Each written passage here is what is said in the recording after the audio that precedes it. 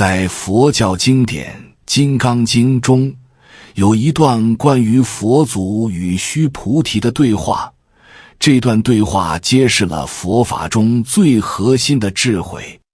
佛祖问须菩提，恒河中的沙子多不多？须菩提答道，当然多。接着佛祖问道，如果有人将如恒河沙子般多的财富散尽去做慈善，这算不算功德？须菩提当然回答，这是莫大的功德。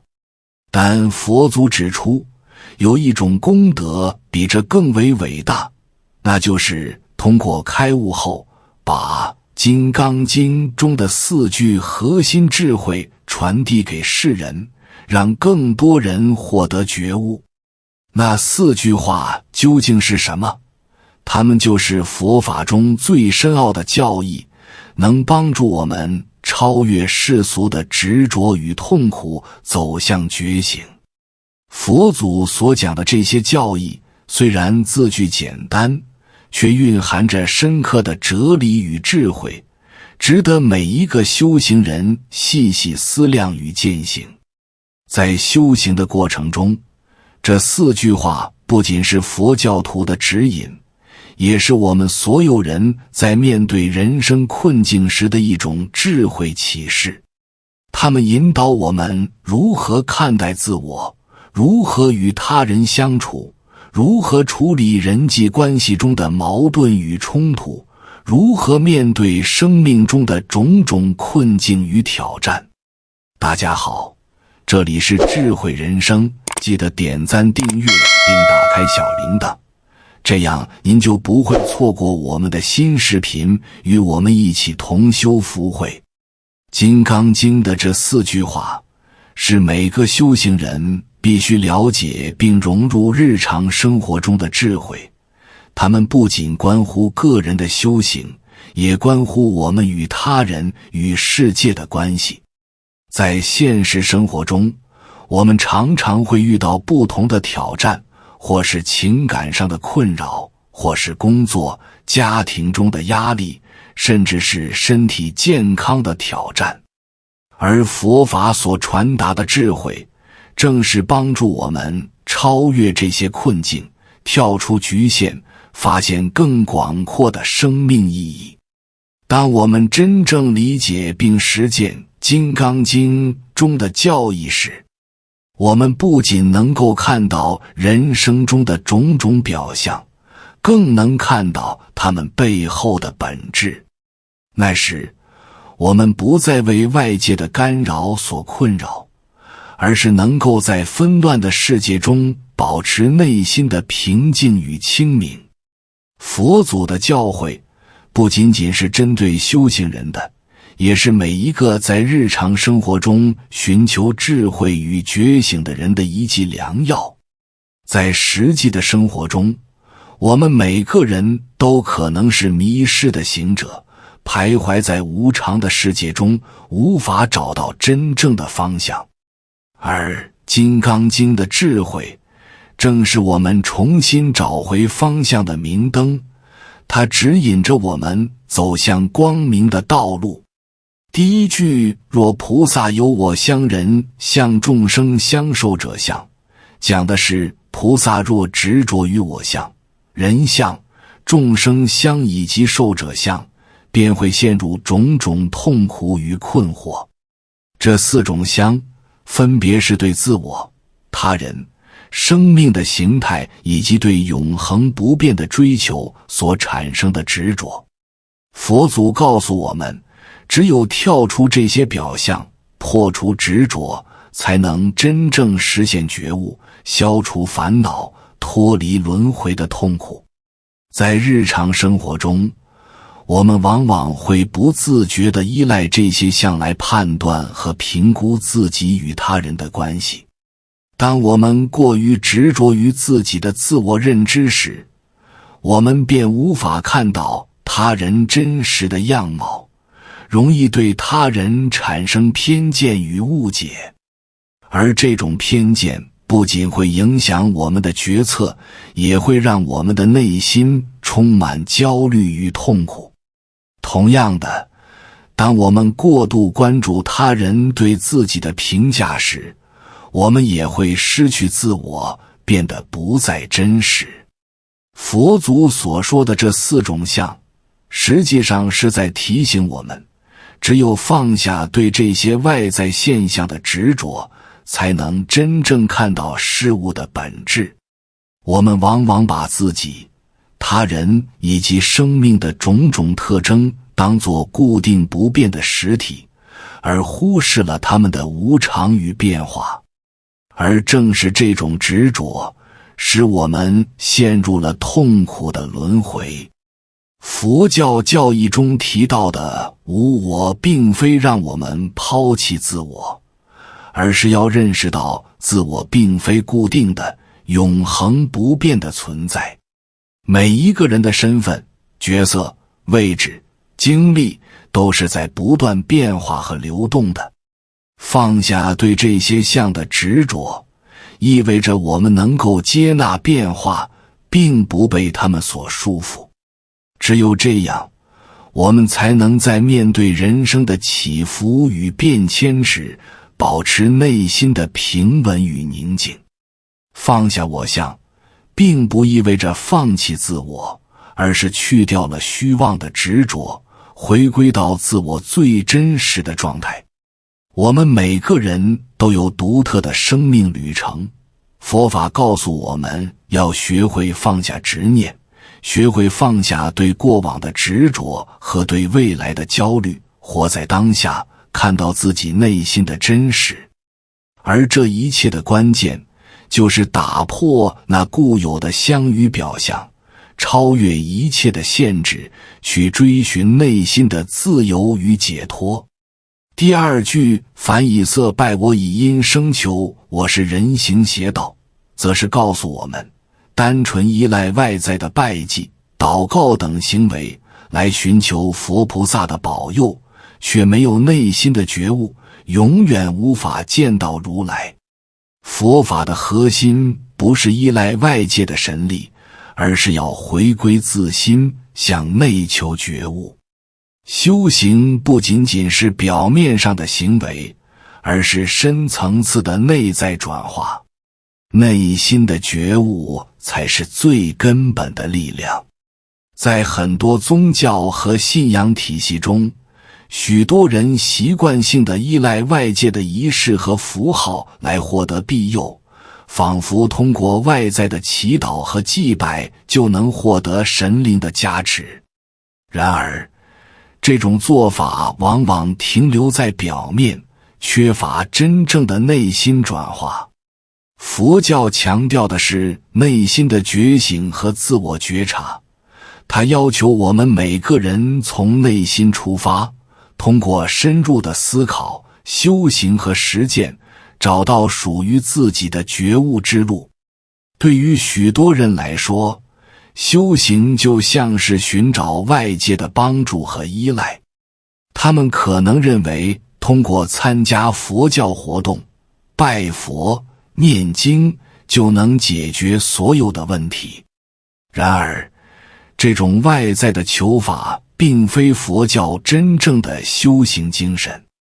真正的修行是要将自己的心性转化，通过冥想、禅修、反思来觉察自己的内心世界。外在的行为只是修行的工具，而真正的成就来自内在的觉悟与实践。佛法告诉我们，只有内心的清净与觉醒，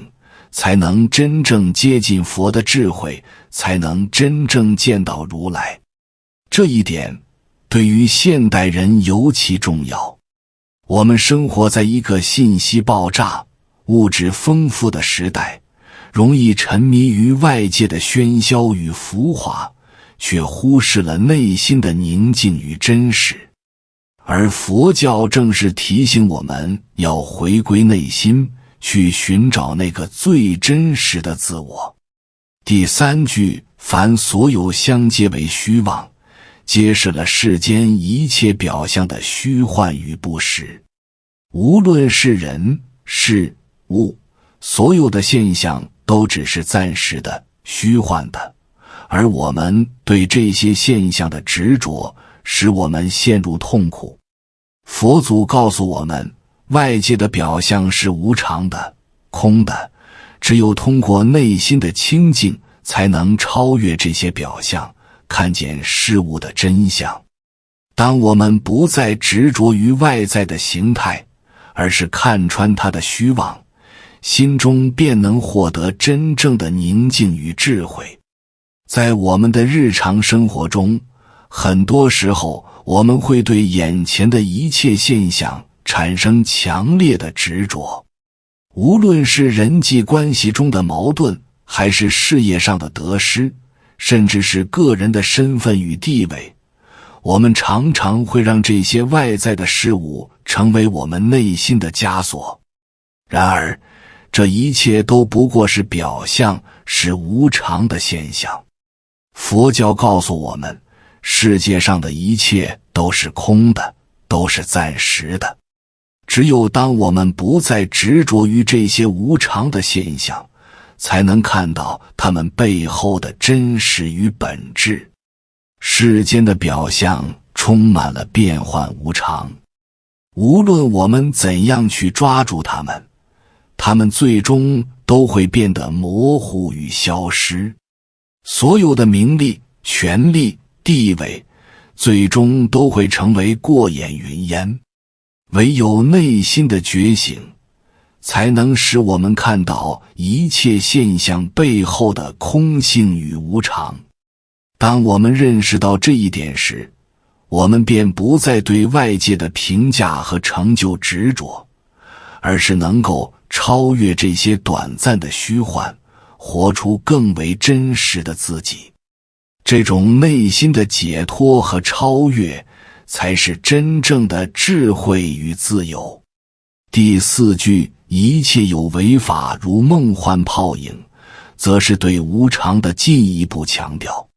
佛祖告诉我们，世间万物都如同梦幻泡影一样短暂无常，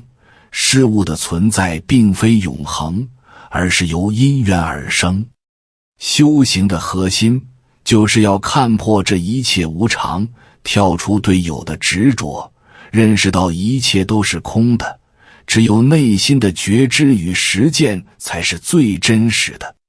在这段教义中，佛祖提醒我们，不要被眼前的虚幻所迷惑，要超越它，才能见到真正的智慧。每当我们面对生活中的种种困境，或是痛苦与挑战时，